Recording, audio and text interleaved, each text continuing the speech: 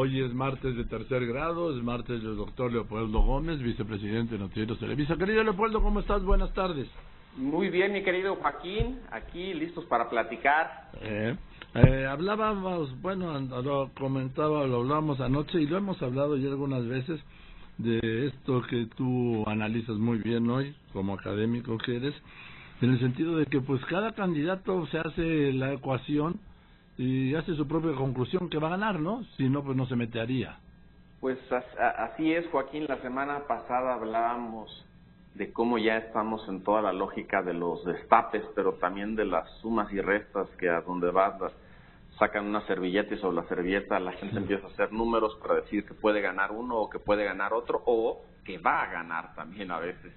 Y en ese sentido también platicamos específicamente de las cuentas que hacen algunos priistas y cuál sería, digamos, la fórmula mágica para que pudieran ganar el 18 si se dan todas las condiciones que establecen en sus sumas y restas. Y a partir de ahí lo interesante, o lo que me pareció interesante, es que en realidad los candidatos, sus equipos y hasta sus simpatizantes, pues siempre hacen cuentas muy interesantes, porque en política pareciera que nadie pierde.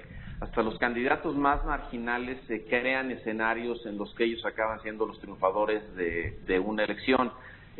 Muchas veces desde fuera a veces dices, bueno, pero ¿para qué le entra a esta campaña si no tiene ninguna posibilidad de ganar?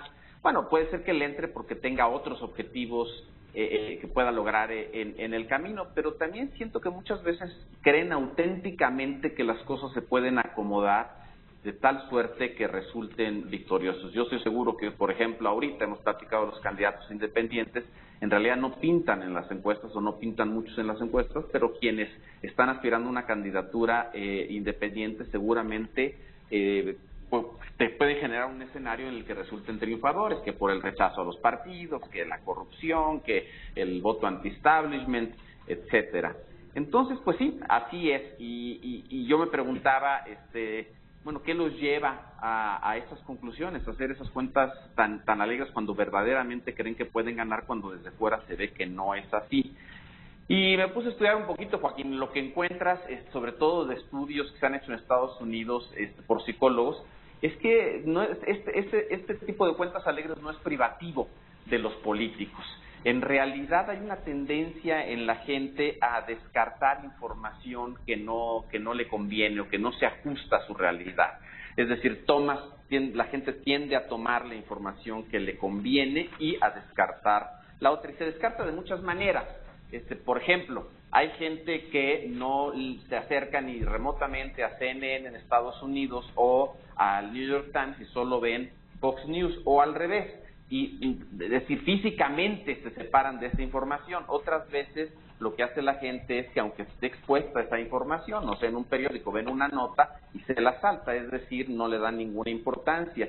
Inclusive hay veces que leyéndola, pues hacen una interpretación absolutamente sesgada que se ajusta a lo que la gente piensa, o incluso es muy interesante, pero hay algunos estudios que muestran cómo la gente puede olvidar más fácilmente la información que no le conviene que la que sí le conviene. Entonces, tú te das cuenta, por ejemplo, en estos estudios, cómo, y está muy documentado, los inversionistas se meten en línea a checar los portafolios que tienen de sus acciones e inversiones, etcétera, con mayor frecuencia cuando los mercados van bien. Cuando los mercados van en picada, se meten menos frecuentemente. Otro ejemplo, los profesores. Los profesores, digamos, menos calificados, se meten menos a revisar las evaluaciones que les hacen los estudiantes que los mejor calificados. Y así en muchos campos. En el de la medicina también es fascinante, Joaquín. Hay gente que aunque tenga la posibilidad de hacerse pruebas gratis y saben que están en riesgo de alguna enfermedad, algunas enfermedades como el SIDA incluso, no se hacen los estudios, o si se los hacen, una parte importante no regresa por el resultado. Y después en encuestas se dice, ¿por qué no regresaste por ese resultado? Pues por miedo a encontrarme una información que no me quiero encontrar. Esta lógica tiene implicaciones en muchos ámbitos y por supuesto al final de cuentas, en el largo plazo, negar esa información puede tener consecuencias catastróficas. Si eres un enfermo y no ves los resultados de tus análisis o no te los haces, si eres un profesor que no ves lo que están diciendo tus alumnos, o si eres un inversionista que no estás checando frecuentemente los mercados aun cuando vayan a la baja. Y en el ámbito político también, Joaquín, y este tema creo que lo vemos de manera más clara, que cómo se está fragmentando la realidad en los medios de comunicación. Dado que la gente cada vez más busca información que se ajuste a sus preconcepciones y que hay más ofertas, digamos, disponibles para acudir a los nichos en los que se genera y se divulga esa información, y me refiero principalmente a todo lo que está sucediendo con las redes sociales, internet, etcétera, pues lo que está sucediendo es que está empujando a los medios más tradicionales a tomar posiciones que se ajusten a un nicho, a lo que quiere un nicho. Entonces, en este sentido, cada vez se polarizan más las cosas. Yo creo que en estos últimos tiempos, seguramente, Fox, por ejemplo, en Estados Unidos siempre ha tenido una tendencia muy clara, derechosa y sin ningún resquemor. Pues cada vez yo siento a CNN tomando una posición más claramente anti-Trump, es decir, como que las posiciones se empiezan a separar. ¿Por qué? Insisto, porque saben que la audiencia está buscando información que se ajuste a lo que piensa. Y en ese sentido, pues me parece que es lo que hacen también los candidatos. No es que no tengan toda la información, sino que probablemente solo se acercan o solo le dan mayor peso o solo acomodan la información de tal suerte en donde su triunfo sea posible. Bueno, en el caso de candidatos marginales muy pequeños, si hacen eso, pues al final la única consecuencia es pues que se van a llevar una gran decepción. No es como el caso de un enfermo que no acude a tomar sus resultados. Pero en fin, eso es en cuanto a los candidatos. Pero en el ámbito más amplio de la política, pues sí tiene consecuencias esta tendencia que hay en la gente y que las redes vienen a acentuar. Y eso es porque cada vez se fragmenta más la realidad y se polarizan más las cosas. Y esos dos fenómenos, la fragmentación de la realidad y la polarización, pues son, entre otras cosas, los que explican el ascenso de Trump al poder y que se mantenga en el poder a pesar de la embestida de muchos de los medios tradicionales, porque tiene un grupo de gente que piensan como él, a él le habla, a ese grupo le habla Trump, hay ciertos medios que reproducen eso bajo esa perspectiva, y con eso pues se puede seguir por semanas, meses o años, Joaquín. Así es, y luego, Leopoldo, fíjate, esto se da, yo lo estoy viendo en este momento, que cada quien lo ve como quiere, como debe ser, ¿no? Además, mira, por ejemplo, el presidente Peña Nieto mandó en noviembre del año pasado una iniciativa al Congreso para que no hubiera pase automático del Procurador General de la República en turno al Fiscal General en el momento de aprobarse las leyes secundarias.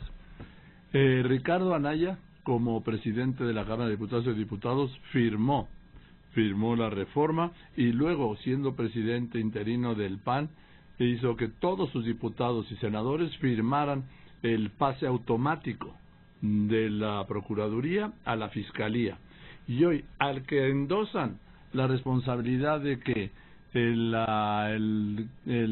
fiscal carnal, pues como le dicen, que el procurador en turno pasa a ser el fiscal, es a Peña Nieto, y al que le endosan la oposición a que pase es al que lo firmó, que es Ricardo Anaya. Es decir, cada quien ve lo que quiere. Cada quien ve lo que quiere, Joaquín, y de hecho yo te lo llevaría a un nivel más allá de lo que está pasando en la coyuntura, y pareciera que se está discutiendo algo que en cierto sentido no existe. ¿A qué voy? Muchas veces el tema es que no podemos tener un procurador a modo, porque ese procurador es, al final de cuentas, el que va a durar 9 años y el que va a cuidarle las espaldas al gobierno saliente y el que no va a perseguir los temas de corrupción. Ese, digamos, es el argumento central. En realidad hay un fiscal anticorrupción que no ha sido nombrado, Joaquín, y ese fiscal tendrá autonomía una vez que sea nombrado. Es decir, en sentido estricto, ni siquiera le corresponde al procurador general o al fiscal general de la nación, digamos, perseguir los delitos vinculados a la corrupción.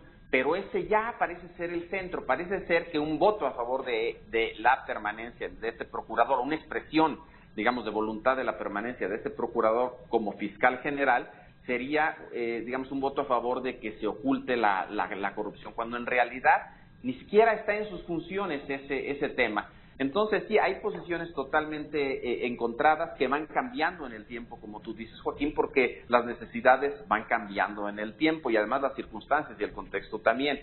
Una era la relación del gobierno con Anaya hace un año o hace 2 años y otra es la relación del gobierno con Anaya ahora.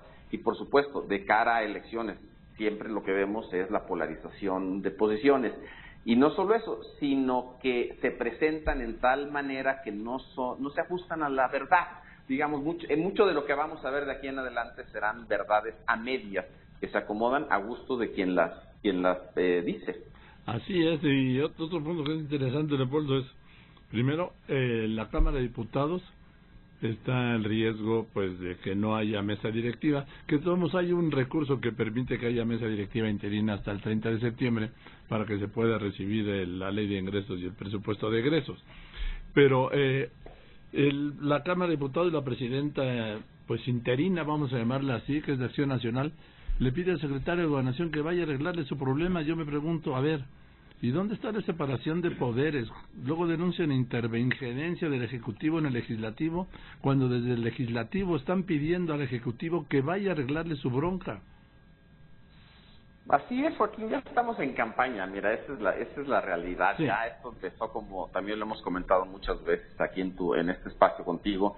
Me parece que a partir del regreso a clases, pues ya esto se calentó y se calentó fuertemente. Todo lo que tú refieres hoy en tu columna en Milenio, todo lo que está pasando con el PAN, que es básicamente una suerte de fractura ahí entre Anaya y el grupo de Cordero, Lozano, Gil, etcétera. Del otro lado, Margarita Zavala, que también está jugando ahí un papel alineada en cierto sentido con Anaya en el tema del no pase directo del procurador a la Fiscalía General, pero por otro lado muy crítica de Anaya en el tema del control que tiene el partido.